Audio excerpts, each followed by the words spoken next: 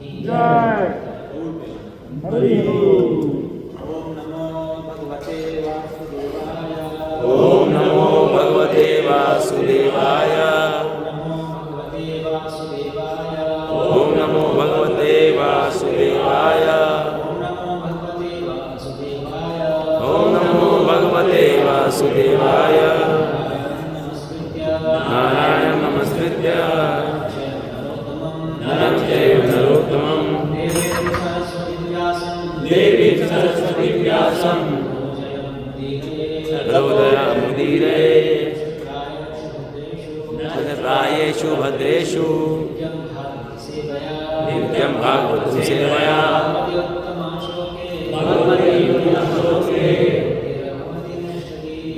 भक्ति जय जय।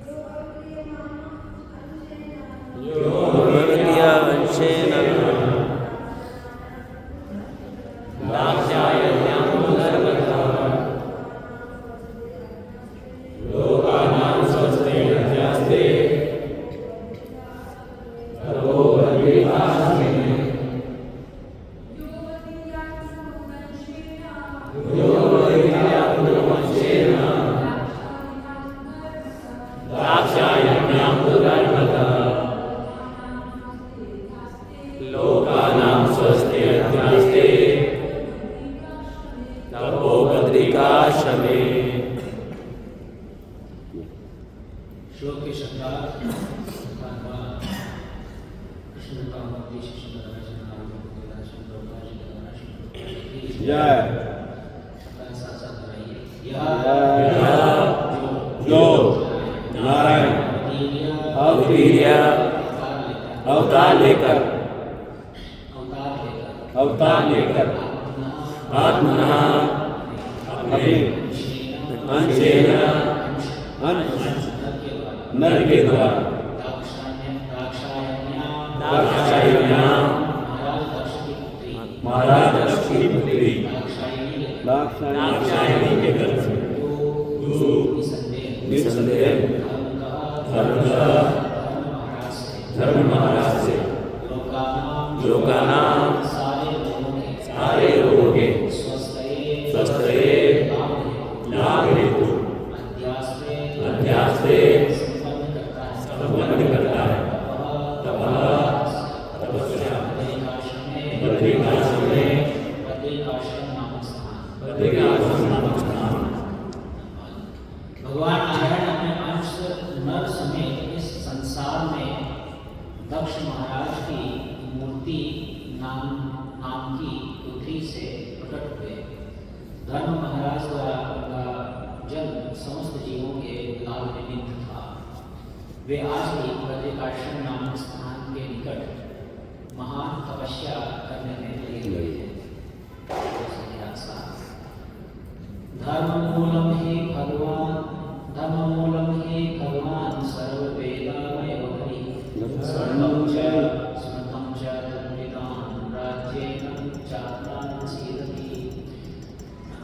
परम पुरुष अर्थात पूर्ण पुरुषोत्तम भगवान समस्त वैदिक ज्ञान के साथ समस्त धर्मों के मूल महापुरुष तथा महापुरुषों की स्मृति।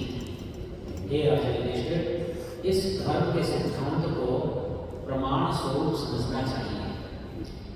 इसी धार्मिक सिद्धांत के आधार पर सबों की तुष्टि होती है। यहाँ तक कि मनुष्य के मन, आत्मा तथा शरीर की भी तुष्टि होती है। जैसा कि यमराज ने कहा है, धर्मं तु साक्षात् भगवत प्रणीतम।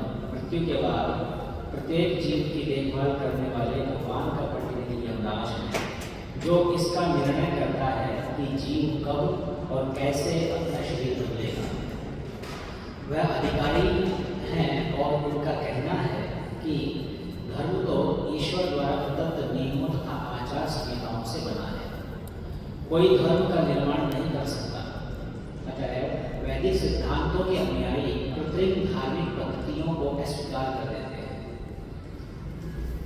भगवद गीता में कहा गया है, वेदेश सर्वे रामेर्वेद्या।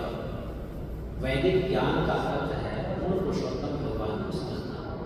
अतः हम चाहे वेदों की बात करें या शास्त्रों की, चाहे धर्म की बात करें या मनुष्य के वृत्ति पर कर्तव्य के सिद्धांतों की, इन सब का एकमात्र लक्ष्य भगवान कृष्ण को समझना होना चाहिए। अतः श्रीमद् भागवत का यह निष्कर्ष है, स्वयं पुंसां तवो धर्मो यतो भक्ति अनुक्षेपे अहेतुकी प्रतिहता यया सुखी। दूसरे शब्दों में धार्मिक नियमों का लक्ष्य भगवान की दिव्य प्रेमा भक्ति करना सीखना है। यह सेवा अहेतुकी होनी चाहिए तथा भौतिक स्थितियों के रोके जाने पर रुकनी नहीं चाहिए। तब मानव समाज सही प्रकार से सुखी हो सकेगा। स्मृतियाँ वैदिक ज्ञान के सिद्धांतों का अनुगमन करने वाले शास्त्र हैं, जिन्हें वैदिक सिद्धांतों का प्रमाण माना जाता है। धर्म का पालन करने के लिए 20 प्रकार की भिन्न भिन्न स्मृतियाँ हैं, जिनमें से मनु तथा याज्ञवल्क्य स्मृतियाँ व्यापक हैं।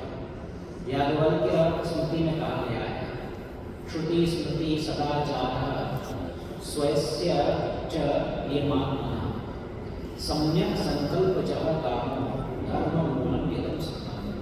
मनुष्य को चाहिए कि वह श्रुतियों, वेदों तथा स्मृतियों से मानवीय आचरण सीखे।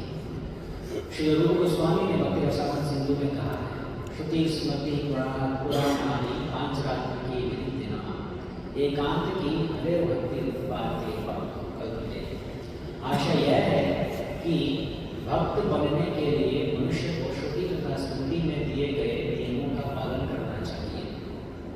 उसे पुराणों तथा पांचरात्रि की विधि के नियमों को मानना चाहिए। श्रुति तथा स्मृति का पालन किए बिना न तो कोई शुद्ध भक्त बन सकता है और न भक्ति से रहित श्रुति तथा स्मृति से कोई जीवन की सिद्धि प्राप्त कर सकता है। अतः सभी प्रमाणों से यह निष्कर्ष निकलता है कि भक्ति के बिना धार्मिक सिद्धांतों का प्रश्न ही नहीं उठता। धार्मिक सिद्धांतों को संपूर्ण करने में ईश्वर केंद्र बिंदु रहता है। इस समय विश्व भर में धर्म के नाम पर जो कुछ भी हो रहा है वह भक्ति भावना से प्रायः रहित है। अतएव श्रीमद् भागवत के निर्णय के अनुसार यह निंदनीय है। भक्ति के बिना तथाकथित धार्मिक सिद्धांत मात्र प्रवंचना है।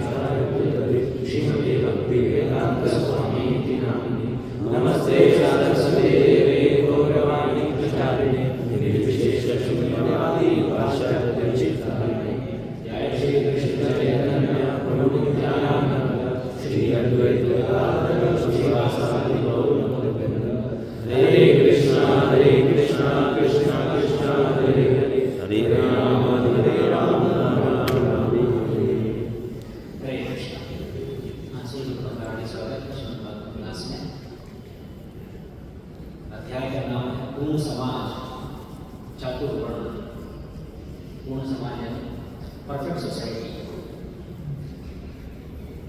फिर आइटम लिखा हुआ है चातुर्वर्ण, मतलब 4 वर्ण होते हैं वही परफेक्ट सोसाइटी होती है।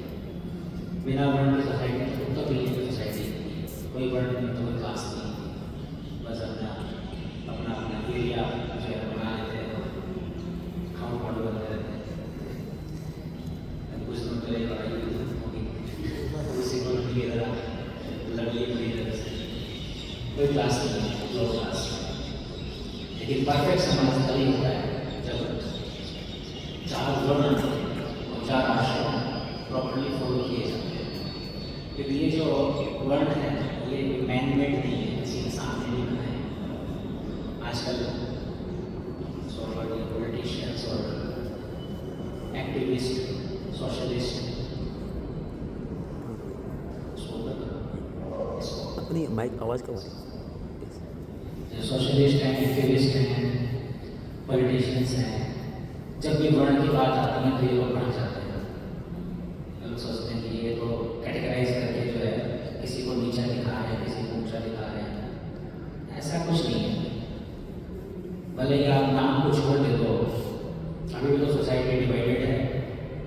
कोई लेबर क्लास है, कोई बिजनेस क्लास है, कोई एडमिनिस्ट्रेटिव क्लास में है, इंटेलेक्चुअल क्लास में, सब कैटेगरी में है। मैंने कैटेगरी के समाज से कैसे सकता है, नहीं जा सकता, अस्त व्यस्त हो जाएगा सब कुछ। अगर आप सबको समानता का अधिकार देते हो तो जो लेबर है, जो चपरासी है, उसको भी वही से दे दो जो मैनेजर को देता है, उसको काम भी दे दो, उसको एक ऐसा ही ऑफिस दो बढ़िया उसका, उसको सीढ़ियों में नीचे वाला ढांचा ही देते हैं।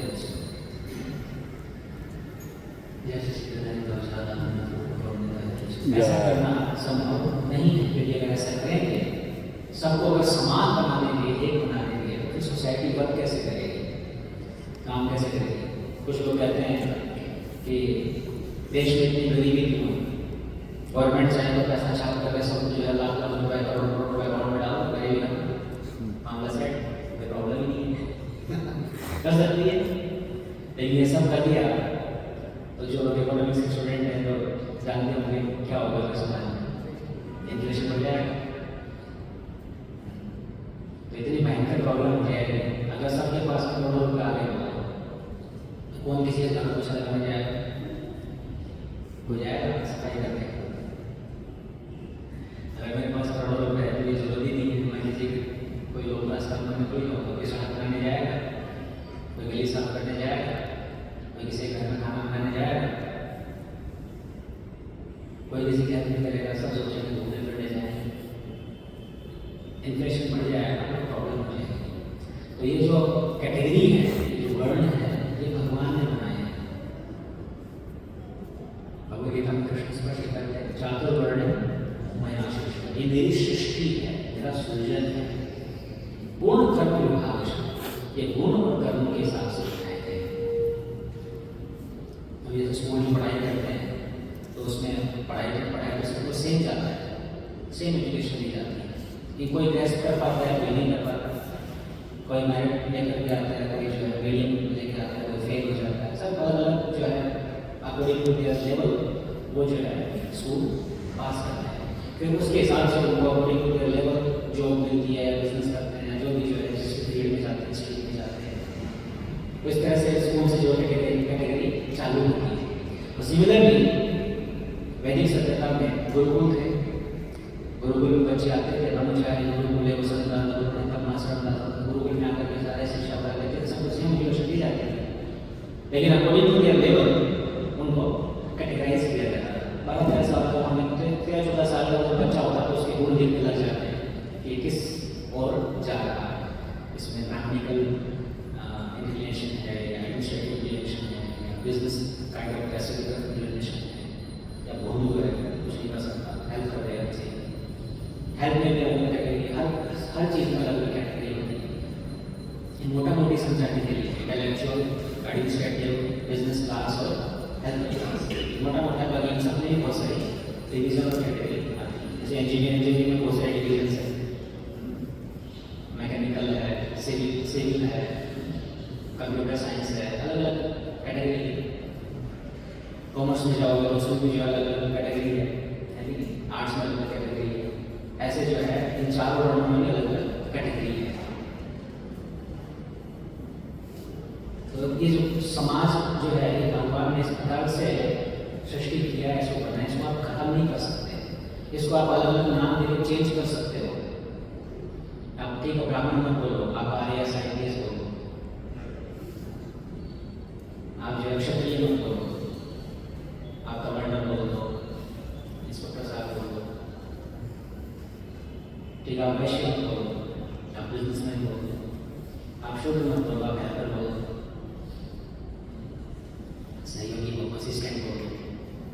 नाम आप अलग अलग रख लो, लेकिन नाम अलग रखने से ये सृष्टि जो भगवान की है चातुर्वर्ण खत्म नहीं हो जाता। इसको प्रॉपरली मैनेज करना चाहिए, अच्छे से इसको सुचारू रूप से चलते रहने देना चाहिए, इसको डिस्टर्ब नहीं करना चाहिए। अगर आप डिस्टर्ब करेंगे तो ये सिस्टम तो खत्म नहीं होगा, लेकिन अयोग्य व्यक्ति अयोग्य स्थान पर चला जाएगा। अभी जो व्यवस्था है, वर्ण व्यवस्था भी है, लेकिन अभी योग्य स्थान पर योग्य व्यक्ति नहीं, अयोग्य व्यक्ति है, इसलिए सारा मामला गड़बड़ हो गया, अपसेट हो गया। इसलिए समाज में डिस्टर्बेंस है, फ्रस्ट्रेशन, एंजाइटी है। तो इस अध्याय में नारद मुनि ने बहुत अच्छे से एक्सप्लेन किया है ये जो चार वर्ण है किस प्रकार से कैटेगराइज है और कैसे जो है इसको समाज को चलना चाहिए। नॉर्मली बाद में ये वर्ण व्यवस्था में आगे जाके जातिवाद का रूप ले लिया। ये जातियाँ भी शास्त्र में जातियाँ नहीं है, ये जातियाँ जो है जो बने हुई हमारी ये मैनमेड है, ये मैन्युफैक्चर्ड जाति। लेकिन जो वर्ण व्यवस्था है वो शास्त्रों में मेंशन है। और अभी जातियाँ तो ये भाई जो इस जाति में पैदा हुआ है उसको उसी जाति का माना जाता है, कास्ट उसी कास्ट का माना जाता है। लेकिन शास्त्रों के अनुसार ऐसा नहीं। इसी अध्याय में आगे लगे आएगा नारद मुनि कहते हैं यस्याय लक्षणं प्रोक्तं पुंसो वर्णाभिव्यञ्जनं यदनत्रकापि पश्येत तत्तेनैव विदितश्येत्। जिसमें जो लक्षण पाया जाता है उसको वो मानना चाहिए, न कि जिस परिवार में पैदा हुआ उसको वही मानना चाहिए। अभी जैसे कोई डॉक्टर के परिवार में पैदा हुआ तो उसको डॉक्टर नहीं माना जाता, हो सकता है वो इंजीनियर बन जाए, हो सकता है बिजनेसमैन बन जाए, जरूरी नहीं डॉक्टर के परिवार में पैदा हुआ वो डॉक्टर ही बनेगा। हाँ, चांसेस हैं डॉक्टर बनने के, क्योंकि वातावरण ऐसा है। उसी प्रकार से अगर ब्राह्मण परिवार में पैदा हुआ जरूरी नहीं हो ब्राह्मण नहीं बनेगा। हम टैग जरूर आप ब्राह्मण लगा दें, लेकिन वो उसके गुण कैसे डेवलप होते हैं, तो जो उसमें गुण आएंगे तो गुण के आधार पर उसको माना जाएगा, ऐसा भागवत में बताया गया। कृष्ण भी यही कहते हैं, गुण कर्म विभागशः, गुण और कर्म के आधार पर ही विभाजित किया गया, न कि जन्म के आधार पर। चार वर्ण जो है जन्म के आधार पर नहीं है, ये गुण और कर्म के आधार पर। अभी हमारा निवासी प्रोजेक्ट चल रहा है, फार्म प्रोजेक्ट, पंचायत में लोग इसी पे काम कर रहे हैं, वर्णाश्रम कैसे वर्णाश्रम को जो है इम्प्लीमेंट करें।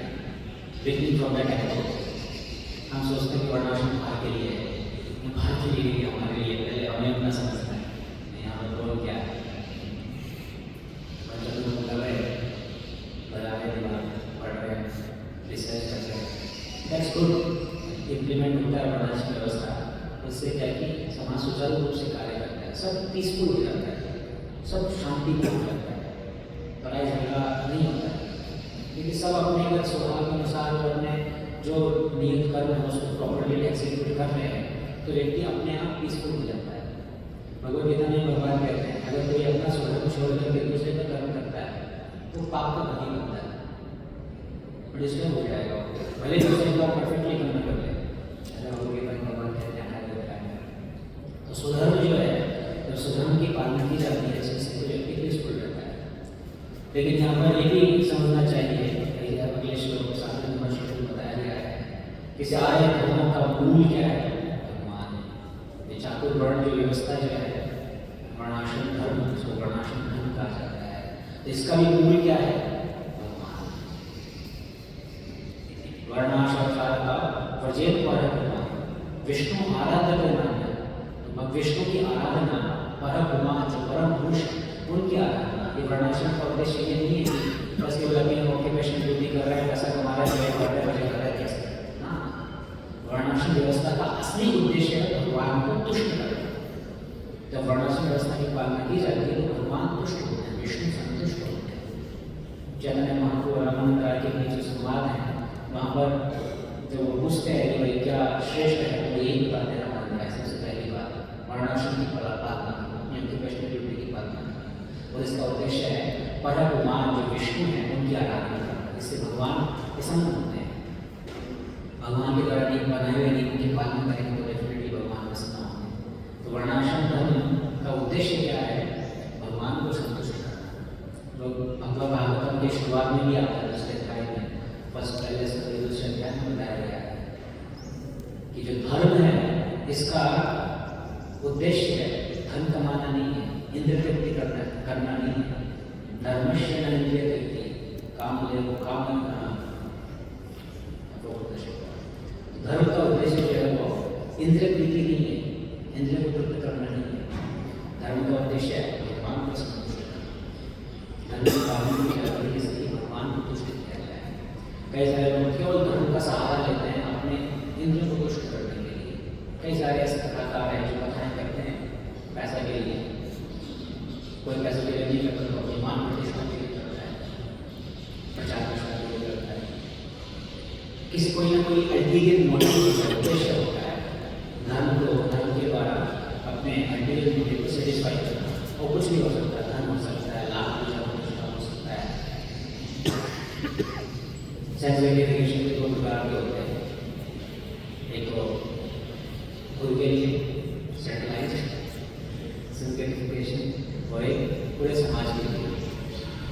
मैं पूरे समाज की सेवा करना चाहता हूँ, तो समाज के लिए करना चाहता हूँ, तो भले ही अगर वो खुद के लिए नहीं है, दूसरों के लिए है, लेकिन है वो सेल्फ वेरिफिकेशन।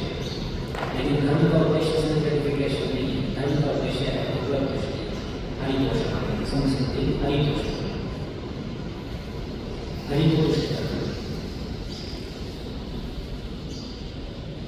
भगवान भगवान नारायण अपने अंश नर समेत इस संसार में दक्ष महाराज की मूर्ति नाम की पुत्री से प्रकट हुए। धर्म महाराज द्वारा उनका जन्म हुआ जीवों के लाभ के लिए। जन्म भी किसलिए हुआ? जीवों के लाभ के लिए। लोका स्वस्थ्य, स्वस्थ्य मतलब कल्याण, लाभ, शुभ, लोगों का शुभ करते हैं। आज भी नर नारायण बद्रिकाश्रम नामक स्थान के निकट तपस्या कर रहे हैं। बद्रीनाथ जी पहले सोचते हैं बद्रीनाथ मंदिर में नर नारायण बैठे, हम पानी बैठे, मंदिर के अंदर नहीं बैठे, वो बद्रीनाथ बैठे। लेकिन नर नारायण के लोग बैठे बद्रिकाश्रम के पास, उसके पास वो वेणु स्नान। हम जैसे मूर्ख लोगों के लिए वो विजिबल नहीं, जो ग्रेट पर्सनैलिटीज हो जाते हैं उनसे आगे नहीं सकते। अगर हमें शुद्धता है, मिलना चाहिए भाव, बद्रिकाश्रम है वो करते हैं, व्यास जी बैठे सब बैठे तो वहाँ पे प्रकट हुए और वहाँ तपस्या कर रहे हैं लोक कल्याण के लिए। धर्म मूलम ही भगवान। धर्म का मूल क्या है? भगवान है। धार्मिक सिद्धांतों की जड़ कौन है? भगवान। परम पुरुष अर्थात पुरुषोत्तम भगवान समस्त वैदिक ज्ञान के सार है। वेद से सर्वे अहम एव विद्या, वेदांत कृत वेद विवश। भगवद्गीता में भगवान ने कहा है वेदों का सार क्या है? अहम एव विद्या, मुझे जानना, भगवान को जानना। वेद पाठ इत्यादि कर रहे सारे मंत्र श्लोक लोग सब याद हो गए, लेकिन भगवान ही याद नहीं आ रहा। व्हाट इज द विप्राविष्टम जता विद नाम पादा गुणमुखा। ऐसा ब्राह्मण जो विषय द्वारा जो है उन्होंने सुसज्जित है, सारे मन है, सोलह सूत्र वगैरह सब जानता है, लेकिन अरविंद नाम का आधार भगवान के चरण कमलों से विमुख है। तो ऐसे व्यक्ति से तो श्रीमद् कहते हैं स्वपचम वनिष्ठ। स्वपचम मतलब दूध खाने वाला, परिवार में पैदा हुआ व्यक्ति, वो ज़्यादा श्रेष्ठ है। हरिभक्ति परायण, लेकिन हरिभक्ति परायण होना चाहिए, नहीं कि बस खाली। अगर भक्त किसी चांडाल परिवार में पैदा होता है वो ऐसे ब्राह्मण से श्रेष्ठ है, कई गुना श्रेष्ठ है, क्योंकि उसको मालूम है कि पूर्ण पुरुषोत्तम भगवान ही सारे वैदिक ज्ञान के स्रोत है, वही सारे धर्म के मूल है, वही सब कुछ है। जल का स्वाद भी वो है, सूर्य का प्रकाश भी वो है, सूर्य चंद्र का प्रकाश भी वो है।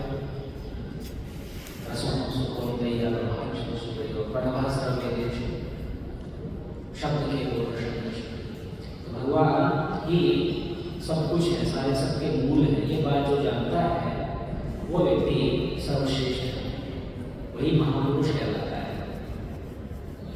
न कि वो व्यक्ति जो बड़ी बड़ी बातें बोलता है, हम जैसे बैठ करके बड़ी बातें बोल रहे हैं, हमें इतना रियलाइजेशन नहीं है। थ्योरेटिकली जानते हैं हम भगवान से कुछ है, लेकिन जो एक्चुअल रियलाइजेशन होता है, जैसे गुलाब महाराज वो बोल रहे हैं बातें, वो भी सारी बातें तो पिछले श्लोकों में, पिछले अध्याय में हमने देखा, वो भी बातें कर रहे हैं कि भगवान तो हर जगह है, इधर भी है, उधर भी है, ये तो कोई नशीला। हम भी रोज सोच कर आते हैं तो नशीला, लेकिन हमें फील नहीं होते भगवान हर जगह है। हम थ्योरेटिकली जानते हैं, लेकिन जो प्रैक्टिकली इस बात को अंडरस्टैंड करता है, समझता है, नॉट सेंटिमेंटली। कुछ लोग सेंटिमेंटली होते हैं, अरे प्रभु भगवान के सामने आके अश्रु बहाएंगे, भक्ति करेंगे, सब केवल लोग दिखावा है, सेंटिमेंट है। लेकिन वास्तव में जो तत्व में समझता है भगवान को, वो व्यक्ति वास्तव में सर्वश्रेष्ठ है। भले वो किसी भी जाति में, किसी भी वर्ण में, किसी भी कैटेगरी में पैदा तो असुर पैदा हुए, लेकिन फिर भी भगवान को तत्व में समझते थे और उनको भगवान को प्रकट करने के लिए भगवान साक्षात प्रकट हुए। हम भले ही भक्ति का आचरण कर रहे हैं, चल रहे हैं, लेकिन अभी हम उस स्तर पर नहीं हैं, अभी हम बहुत नीचे हैं, बहुत काबू हैं। जो व्यक्ति समझता है अच्छे से धर्म मूल ही भगवान ही सारे धार्मिक सिद्धांतों के मूल है, ऐसा व्यक्ति जो है मन आत्मा शरीर से पूरी तरह से तुष्ट रहता है, सेटिस्फाइड रहता है, उसको कोई दुख नहीं है, कोई तकलीफ नहीं है, कोई अशांति नहीं, ऑलवेज सेटिस्फाइड। नारायण परे सर्वतश्च न विद्यते, नारायण परा है, नारायण स्वर्ग के प्रकार के शब्द ले आप स्वर्ग में मुझे बराबर सेम है। हम तो भाई तो करते थे ऐसे काम होते हैं। अभी वो हादसा हुआ है मैंने कुछ देखे फोटो वगैरह देख के भय लग गया। मैं कहीं हम भी जाते हैं रोड पे भी ऐसा हमारे सामने नहीं होता है। हम तो कोई भी गैस का टैंकर देगा तो 10 किलोमीटर पीछे रहे ये एक्सीडेंट में पैर लग के आगे निकल जाएंगे जल्दी से। ये भय लगता है। भले ही हम पढ़ते हैं बोलते हैं कि कृष्ण जो सब कुछ है वो रक्षा करेंगे अवश्य रक्षित है कृष्ण की विश्वास पर, लेकिन वो इस तरह आने में भी बहुत टाइम है। अभी भय है।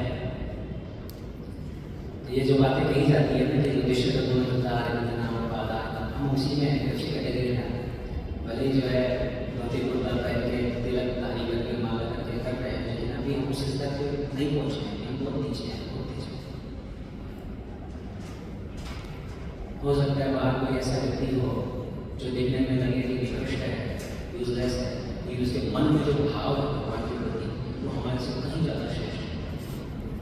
हम नहीं जानते, इसलिए हमें कभी तुलना नहीं करनी चाहिए।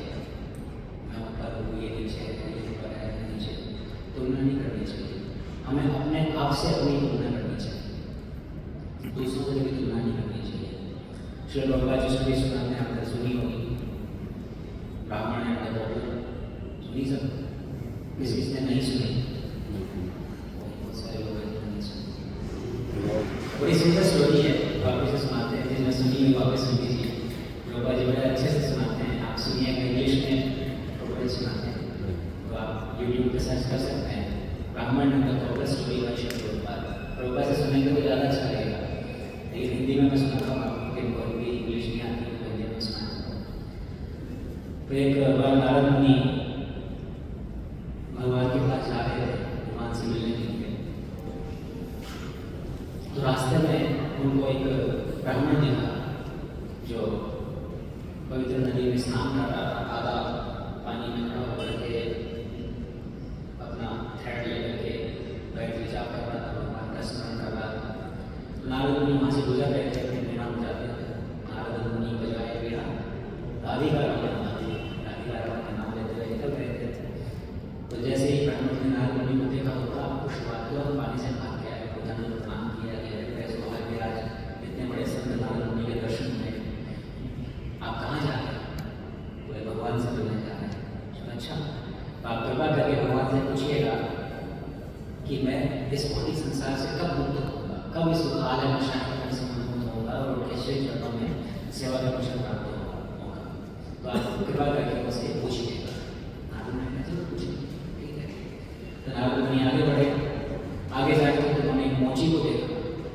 एक मोची बरगद के पेड़ के नीचे बैठ करके जूते सिल रहा था, कॉलर। चमड़े के जूते आते हैं तो आजकल तो खैर रेसिन वगैरह के अलग अलग आ भी नहीं, पहले चमड़े के जूते होते थे तो जूते सिल रहा था। नारद मुनि का दर्शन उसको भी बड़ा खुश हुआ। नारद मुनि को जो है प्रणाम किया और उनके गाँव को पूछा, उनसे पूछा कि आप जो है आप कहाँ स्नान कर रहे हैं, कहाँ जा रहे हैं? नारद मुनि ने कहा कि मैं भगवान विष्णु से मिलने जा रहा हूँ, मैं कुंभ जा रहा हूँ। बड़े खुश हुए कौरव और पूछते हैं कि आप कृपा करके भगवान से पूछिएगा कि मैं कब जो है इस शरीर को त्याग करके उनके श्री चरणों में आऊँगा, कब मैं इस भौतिक संसार से मुक्त होकर के आऊँगा। नारद मुनि ने कहा जरूर पूछेंगे। नारद मुनि अपनी जर्नी पे आगे बढ़े और भगवान विष्णु से मिले। जो भी वार्तालाप था अपना किया। जब आने लगे तो उनको याद आया कि नारद मुनि और उससे ब्राह्मण और कौरव से मिल आया था। तो भगवान से पूछा कि जब मैं आ रहा था रास्ते में तो मुझे ब्राह्मण मिला और एक मोची मिला। दोनों ने एक ही बात पूछी है कि भगवान से पूछना कि वो कब आएंगे, तो आप बताइए वो कब आएंगे। भगवान ने कहा कि वो जो ब्राह्मण है उसको तो अभी टाइम है, 150 जन्म और लगेंगे उसको, लेकिन जो मोची है वो इसी जन्म में मेरे पास आ जाएगा। ये जब शरीर छोड़ के मेरे पास आ जाएगा। आदमी कंफ्यूज हो गए ऐसे कैसे? ब्राह्मण तो जो है इतना शुद्ध है, रोज सुबह 4 बजे उठता है, आरती करता है, जप करता है, साधना करता है, ध्यान करता है, पाठ करता है, और ये जो मोची जो है वो पेड़ के नीचे बैठ करके जो है चमड़े के जूते सीखता है, जानवरों की बड़ी बड़ी खाल कर जो है वो काम करता है, कितना निकट काम करता है। वो एक जन्म में आ रहा है, वो ब्राह्मण को जो है 150 समझ लेते हैं, तो बड़े कंफ्यूज हो गए। नारद मुनि ने पूछा भगवान से कि ऐसा समझ नहीं आया, ऐसा क्यों? भगवान मुस्कुराए और उन्होंने कहा कि तुम तो बस जब वापस उनके पास जाओगे तो वो लोग पूछेंगे मेरे बारे में कि मैं क्या कर रहा था, तो उनको बताना कि मैं सुई की नोक में से हाथी को भिगो रहा था। सुई की नोक की छोटी होती है, उसमें से मैं हाथी को भिगो रहा था। धागा भिगो तो समझ में आता, हाथी को सुई की नोक से निकल सकता है। नारद मुनि समझदार थे, समझ गए ठीक है पूछेंगे। नारद मुनि आए, सबसे पहले ब्राह्मण के पास आए, ब्राह्मण बड़ा खुश हुआ नारद मुनि को देख करके, पूछा कि आप भगवान से मिले? हाँ हाँ मिला। क्या बताया भगवान ने, क्या कर रहे थे भगवान? और भगवान बड़ा अद्भुत कार्य कर रहे थे।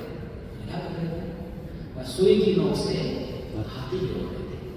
ब्राह्मण ने कहा ऐसा नहीं हो सकता, मजाक कर रहे हो आप। सही बताओ ना क्या कर रहे थे? नहीं वास्तव में सुई की नोक से हाथी भिगो रहे थे। नहीं मैं नहीं मानता ये बात। तो नारद मुनि समझ गए कि इसको भगवान पर पूर्ण विश्वास नहीं है। जानता है भगवान को, जानता है कि हाँ भगवान है, आस्तिक है, लेकिन एक पूर्ण विश्वास होता है ना, जिसको लोग ब्लाइंड फेथ कहते हैं, लेकिन वास्तव में ब्लाइंड फेथ भी सही नहीं होता। कहीं ब्लाइंड फेथ नहीं होना चाहिए। प्रभुपाद जी कहते हैं when you surrender to the Lord, surrender with intelligence, don't surrender your intelligence। समर्पण करो तो बुद्धि का उपयोग करके करो, अपनी बुद्धि को ही समर्पित मत करो, तो बुद्धि का उपयोग करके समर्पण करना चाहिए। तो ब्राह्मण जो है वो ज़्यादा ही बुद्धि का उपयोग कर लिया, उसको लगा कि ऐसा तो संभव ही नहीं है। तो नारद मुनि समझ गए कि जो है इसको पूर्ण विश्वास, पूर्ण श्रद्धा भगवान पर नहीं है। तो हम तो उन्होंने कहा कि हाँ ठीक है भगवान से मिले। भगवान ने कहा कि अभी टाइम है 150 मिनट होने लगे, थोड़ा और मेहनत करो।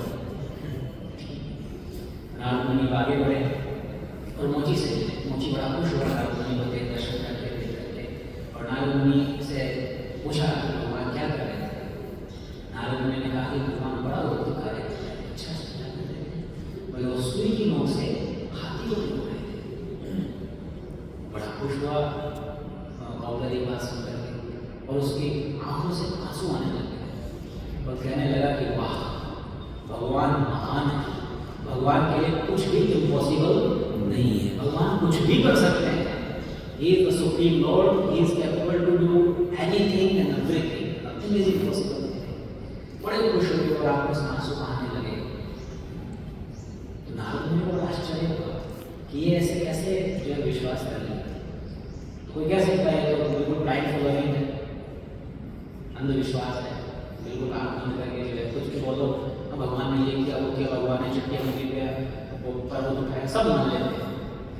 ये सब जो है नॉनसेंस बोल रहे हैं भक्त लोग, जो है ये नॉनसेंस है, ये भावुक है, सेंटिमेंटल है, कुछ भी मान लेते हैं। ऐसा थोड़ी हो सकता है। कोई छोटा बच्चा एक पर्वत को कैसे उठा सकता है? उठा सकता है क्या? एक छोटा बच्चा 2 किलो के पत्थर को नहीं उठा सकता, वो पर्वत को कहाँ उठाएगा? नहीं मानते। कई लोग बहुत इंटेलिजेंट लोग होते हैं वो विश्वास नहीं करते, लेकिन यहाँ पॉपुलर ने विश्वास किया। कोई कह सकता है कि ये तो जो है ऐसे विश्वासी है, सेंटिमेंटल है, गोली हाथी को सुई से भिगो रहे बात। नारद मुनि ने पूछा कि मैंने आपको बात बोली, आपने कैसे विश्वास कर लिया? बोले इसमें विश्वास करने में क्या बात है? भगवान तो चमत्कारेश्वर है, तो कुछ भी कर सकते हैं, तो रोज नया नया चमत्कार कर रहे हैं। मैं तो रोज उनका चमत्कार देखता हूँ। नारद मुनि ने पूछा क्या चमत्कार देखते हो? मोची बोलते हैं कि मैं जिस पेड़ के नीचे बैठा हूँ, बरगद के पेड़ के नीचे, इसमें सैकड़ों हजारों फल लगे हुए हैं, रोज जो है फल नीचे गिरते रहते हैं, और हर एक फल के भीतर, बरगद का पेड़ का फल देखा है ना, उसके भीतर सैकड़ों बीज होते हैं, बहुत सारे बीज होते हैं। इतने सारे बीज जो है उससे एक फल के अंदर है, सैकड़ों बीज हैं एक फल के अंदर, और ऐसे सैकड़ों फल इसके अंदर लगे हुए हैं, और हर एक बीज के भीतर एक बरगद का पेड़ है। तो जब भगवान इतने बड़े बरगद के पेड़ को एक छोटे से बीज में डाल सकते हैं, तो सुई की नोक से हाथी को कोई बड़ी बात नहीं है। हरी बोल, हरी बोल। ये बात समझ गए, राजा बड़ी फुल्ली कन्विंस हो गए भाई ये बंदा जो है भगवान को समर्पित है, सेंटिमेंटल नहीं है, पूर्ण ज्ञान के साथ भगवान को समर्पित है। तो तुरंत जो है वो कहती है कि आप चिंता मत करो, आप इसी जन्म में भगवान के धाम जा रहे हैं। ये पूर्ण श्रद्धा, पूर्ण विश्वास, भगवान ही जो सबके मूल है, सबके आधार है। तो ये बात यहाँ पे कही, धर्म मूलम ही भगवान सारे वैदिक ज्ञान के साथ, भगवान सारे धर्म के मूल है, महापुरुषों की स्मृति है। हे राजा युधिष्ठिर, इस धर्म के सिद्धांत को प्रमाण स्वरूप समझना चाहिए। एक प्रमाण है, एक सर्टिफिकेट है, ये अथॉरिटी है, अथॉराइज मानना चाहिए, इसको ऐसे नहीं मानना चाहिए कहने के लिए कह दिया ना, ये प्रमाण है। इसी धार्मिक सिद्धांत के आधार पर सबों की तुष्टि है। अगर इस धार्मिक सिद्धांत को मानता है कि भगवान ही जो है संपूर्ण सब सारे सबके साथ है, तो पूरी तरह से पूरा समाज सबको संतुष्ट हो सकता है। यहाँ तक कि मनुष्य के मन, आत्मा तथा शरीर की भी तुष्टि हो जाती है, तो कोई इस बात को मानता है। और यही बात जो भागवत में भी कही गई है, सवै पुरुषां परो धर्म, ये तो भक्ति अधोक्ष है। तो परम धर्म क्या है? धर्म मतलब हमारी ड्यूटीज, धर्म मतलब वो नहीं हिंदू मुसलमान सिख ईसाई। श्री प्रभुपाद जी कहते हैं, तो not my words, Prabhupada ji के वर्ड्स हैं। प्रभुपाद जी कहते हैं these religions are the religions of cats and dogs. Boundaries खींचते नहीं, मेरा एरिया है, मेरा एरिया, इधर आया तो गोली मार देंगे, उधर आया तो गोली मार देंगे। तो ये जो है कैट्स एंड डॉग्स, ये हिंदू मुस्लिम सिख ईसाई, ये वास्तव में मैन मेड है, ये गवर्नमेंट नहीं है, भगवान ने ये धर्म नहीं बनाया। तो धर्म का वास्तविक अर्थ ये नहीं होता चमड़ी के आधार पर जो है मैं हिंदू परिवार में जन्मी, मैं हिंदू मुस्लिम परिवार में ये चमड़ी का चर्म होते हैं। तो वास्तव में धर्म की परिभाषा शास्त्रों में दी है, वो क्या है? धर्म का मतलब एक व्यक्ति या वस्तु जो भी है उसका ओरिजिनल कैरेक्टरिस्टिक, जिसको उससे अलग नहीं किया जा सकता। तो कई बार इस बात को कहता हूँ, प्रॉपर चीज़ का उदाहरण देते हैं। जैसे चीनी का धर्म है मिठास, मिठास को चीनी से अलग नहीं कर सकते। अग्नि का धर्म है उष्ण प्रकाश, पानी का धर्म है तरलता, इनको अलग नहीं कर सकते। आर्टिफिशियली पानी को फ्रीजर कर दो, जमा हो जाएगा, नेचुरली वो तरल रहेगा। ऐसे ही आत्मा जो उसका क्या धर्म है? स्क्रूटनाइजिंग ये देखेंगे तो जितने भी जीव हैं सृष्टि में सब के सब एक्टिव हैं। और एक्टिव है किसकी, या तो किसी के लिए या खुद के लिए, कुछ न कुछ कर रहे हैं, एक्टिविटी में लगे हुए हैं, सर्विस में लगे हुए हैं, सेवा में लगे हुए हैं। एक्टिव रहना, सर्विस करना, कुछ करना, ये जीव का धर्म है। लेकिन अभी हम जो भी हम अपने आप को शरीर समझते हैं, तो जो भी एक्टिविटीज है या तो शरीर के लिए है या जो शरीर से रिलेटेड है उसके लिए, आत्मज्ञान न होने के कारण। तो जब आत्मज्ञान होता है, जब जानते हैं कि मैं शरीर नहीं मैं आत्मा हूँ, तो फिर जो एक्टिविटीज जो होती हैं वो किसके लिए होती है? भगवान के लिए, परमात्मा के लिए। तो वो ही वास्तव में जीव का परम धर्म है। और जिस परिवार में, समाज में, देश में हमारा जन्म हुआ उसके प्रति हमारी ड्यूटी है, तो वो ठीक है, धर्म फरमाइए। लेकिन जो परम धर्म है, टॉप मोस्ट, जिसको कभी नहीं भूलना चाहिए, वो क्या है? या तो भक्ति अधोक्ष चाहिए, भगवान की भक्ति, भगवान की सेवा, उनके लिए समर्पित होना, उनके लिए सब कुछ कार्य करना। गीता में कृष्ण कहते हैं, यत् करोषि दर्शनाय यदुकुश प्रकाशय यत् तपस्यसि कौन्तेय तत्पुरुषं तदर्पणम्। जो भी खाओ, जो भी दान दो, जो भी आप कार्य करते हो, क्या करो?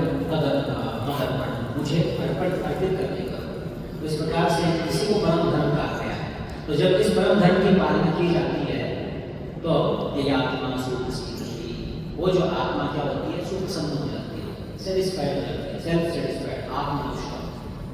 लेकिन ये जो भक्ति है, वो भक्ति कैसी होनी चाहिए? अहेतुकी अप्रियता। अहेतुकी मतलब विदाउट एनी मोटिव, कोई मोटिव नहीं होना चाहिए। भगवान एग्जाम आ रहे हैं, पास करवा देना, रोज बुलाते हैं आपका, ये बिजनेस है, ये बिजनेस है, बिजनेस ट्रांजेक्शन। तो भगवान भी ऐसे बिजनेसमैन कैसे डील करते हैं? करवा देंगे, लेकिन उतना ही हेल्प करेंगे जितना जब तक ट्रांजेक्शन खत्म, बिजनेस डील करना। लेकिन भगवत भक्ति कैसे होनी चाहिए? विदाउट एनी कॉज, बिना किसी रीजन के, तब जो है भगवान सदैव रक्षा करते हैं। जैसे विशेष श्लोकों में है, शिव जी की रक्षा की भगवान ने, माता प्रभुपाद जी लिखते हैं, because he is the devotee of the Lord. तो लॉर्ड हिमसेल्फ ने, उन्होंने पूछा भी नहीं भगवान से, भगवान को बचाओ, मुझे बताओ मैं क्या करूँ, कैसे इसको, भगवान खुद आगे से आया।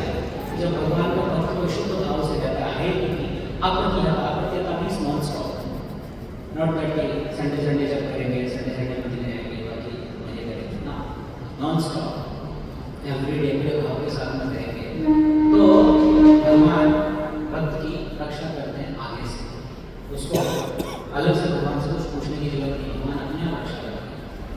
जैसे लोग का तो मुंबई वाला जो मंदिर बना जुगू वाला, वहाँ पर जो था कब्जा करना चाहता था, पैसा भी ले लिया, जगह भी लेना चाहता था, बुलडोजर वगैरह ला के लोगों को परेशान कर रहा था।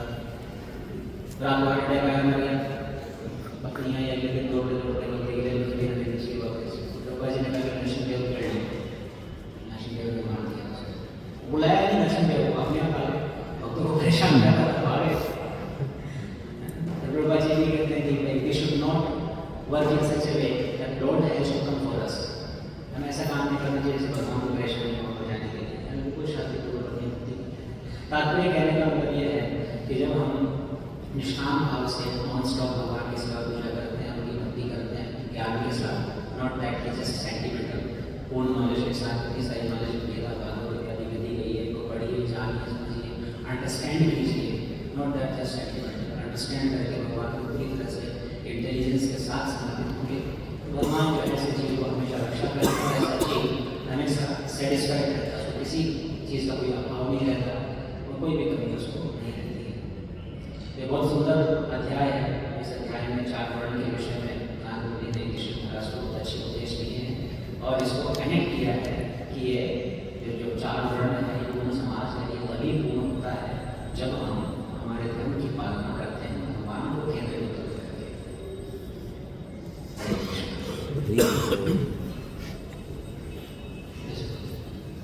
तो उसने बोली एक जो भी आपका वर्ण होता है वो पहचाने कैसे कि हम हमारा एक्चुअल वर्ण क्या है जिसमें हमें आगे स्विच करना चाहिए। और दूसरा है कि अगर हमारा कोई वर्ण है और जब हम भक्ति करते हैं तो क्या वर्ण हम चेंज कर सकते हैं उसकी प्रैक्टिस करके, कि अगर कोई क्षत्रिय है, अब क्षत्रिय प्रवृत्ति से वो ब्राह्मण प्रवृत्ति की तरफ अगर जाना चाहता है तो क्या ये पॉसिबल है कि वो शिफ्ट कर सकते हैं, तो पहचाने कैसे एक्चुअली ये जो है ये कोई ओवरनाइट वाला गेम नहीं है कि आज आपने डिसाइड किया कि मुझे कल क्षत्रिय बनना है, ब्राह्मण बनना है, तो आज से प्रैक्टिस चालू कर दी। ये स्वाभाविक नेचुरल होता है, ये अंदर से होता है और ये इसको कल्टिवेट किया जाता है बचपन से, नहीं कि हमारे के बाद। अब जो हो गया वो हो गया, अभी हम सब क्या है अगर शुक्र स्वभाव शुक्र कैटेगरी में है, लेकिन एक एजुकेशन सिस्टम होता है, जैसे पहले गुरुकुल सिस्टम थे तो साल के सारे जो स्टूडेंट्स गुरुकुल में जाते थे तो वहाँ टीचर्स जो है उनको मैनेज करते थे, तो जैसे आगे आते थे 12-13 साल के तो उनकी क्वालिटीज़ दिखती थी, फिर उनको उस पर्टिकुलर फील्ड में उनको ट्रेन करते थे, फिर वो ट्रेन होकर के जब 20-25 साल का होता था फिर वो समाज में आगे जाकर अपना योगदान होता था। अब हमारी वो ट्रेनिंग ही नहीं हुई, क्या ट्रेनिंग हुई हमारी? बचपन से स्कूल में क्या सीखा है, कॉलेज में क्या सीखा है, रुपया पैसा कमाओ, आज जैसे समय बढ़ रहा है बस और डिग्रेड होता जा रहा है एजुकेशन सिस्टम, तो ये सब कुछ जो है डिपेंड करता है एजुकेशन सिस्टम पर। अगर प्रॉपर एजुकेशन सिस्टम में बचपन से सिखाया जा रहा है तब जाकर के जो है क्वालिटीज़ डेवलप होती है और वो बाहर निकलती है। अभी जो हमारी क्वालिटी वो सारी कवर्ड है, तो ठीक है अब हम जो डिवोशनल सर्विस कर रहे हैं तो जैसे पर्दा हटेगा वो क्वालिटीज आएगी। अब जिस मंदिर में है सबका अलग अलग कैलिबर है, अपने अपने कैलिबर के अनुसार वो सेवा करता है, कोई पेशेंट करता है, कोई पुजारी सर्विस करता है, कोई मैनेज करता है, सबके अलग अलग जो है टैलेंट है उसके उस टैलेंट को भगवान की सेवा में नियोजित करता है। तो अभी तो हम बस इतना ही कर सकते हैं कि जो हमें आता है वो भगवान की सेवा में करें। अब हम ब्राह्मण हो, वैश्य हो, क्षत्रिय हो, शूद्र हो, खोजने बैठूंगा तो बड़ा मुश्किल होगा। कभी कभी लगेगा नहीं यार मेरे को तो गीता भागवत पढ़ने में इंटरेस्ट है तो ब्राह्मण, कभी कभी लगेगा मेरे को तो लड़ने लड़ने में इंटरेस्ट है, कोई मंदिर पर अटैक कर रहा तो सोचा कि मैं क्षत्रिय हूँ, कभी कभी लगेगा कि मैं मंदिर के लिए पैसा दिया मैं वैश्य हूँ, कभी कभी लगता है मुझे रोजा लगाऊँ।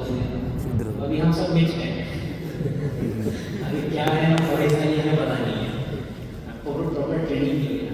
अब कर रहे हैं पंचायत में भी काम कर रहे हैं, सोसाइटी बना रहे हैं, गुरु भी मिले हैं। ये ओवरनाइट नहीं होता है, ये पूरा समाज पूरा पैराडाइम शिफ्ट करना होता है, पूरा समाज का पैराडाइम शिफ्ट होता है धीरे धीरे धीरे धीरे, स्लोली स्लोली स्लोली स्लोली। एक जनरेशन आएगी मान लो भी गुरुकुल बन रहे हैं, फिर उसमें बच्चे सीख रहे हैं और ट्रेन हो रहे हैं, फिर उसके बाद अगली जनरेशन और रिफाइन होकर के आएगी, फिर नेक्स्ट जनरेशन और रिफाइन होकर जाते रहेंगे, 2 जनरेशन, 3 जनरेशन, 4 जनरेशन, जैसे जनरेशन निकलेंगे वैसे सिक्योरिटी आएगी, इससे समाज सुव्यवस्थित होगा, गवर्नमेंट व्यवस्थित नहीं होगी।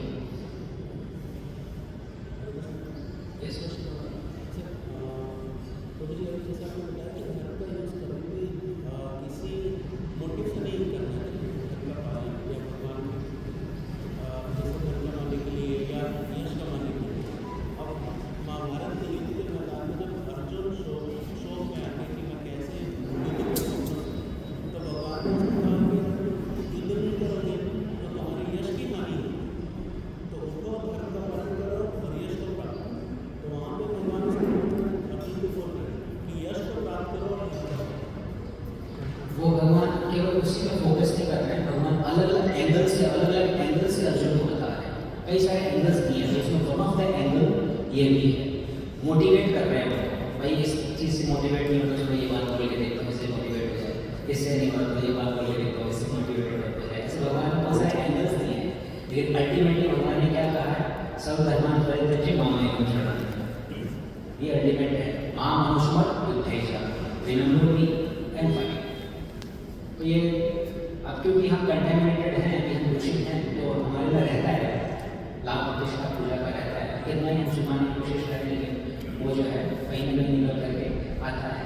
लेकिन कौरव का हार्ट में हमें मालूम होना चाहिए कि ये हमारा लक्ष्य नहीं है, हमारा लक्ष्य है शुद्ध भक्ति, शुद्ध प्रेम। तो धीरे धीरे हमें उस भाव को दबाना है, नॉट दैट कि उसको पूरी तरह से कुचल देना है, क्योंकि अगर जब अननेसेसरी अगर हम इंद्रियों को दबाने का प्रयास करेंगे ना, इस स्प्रिंग की जैसे है, तो जिस दिन छूटेगी एकदम से छोटा पड़ेगा। इसलिए कहा गया कि हमें इनको डाउटेल करना चाहिए, इनको जैसे इंद्रियाँ जो है काल सर्प के समान है। अब सर्प को आप दबा दबा पिटा रहे हैं, जिस दिन पिटारा खुलेगा वो वापस मुँह खा लेगा, डेंजरस हो जाएगा। लेकिन सर्प के अगर दाम तोड़ दो तो डेंजरस नहीं है। ऐसे जो इंद्रियाँ हैं, जो हमारे जो भी मन है, बुद्धि है, आँखें हैं, नाक है, कान है, इनमें जो भी भोग की इच्छाएँ हैं, तो इनको हम डाउटेल कर सकते हैं, भगवान की तरफ नियोजित कर सकते हैं। तो फिर धीरे धीरे इंद्रियाँ हमारी प्यूरीफाई होंगी, और फिर लाभ पूजा प्रतिष्ठा ये सारी इच्छाएँ धीरे धीरे सब भी होंगी, कम हो जाएंगी। टाइम लगता है इसको, लेकिन कंसिस्टेंसी चाहिए, कंसिस्टेंसी रहेगी। रोज जब करेंगे, रोज साधना करेंगे, रोज अध्याय करेंगे, धीरे धीरे हम शुरू होंगे।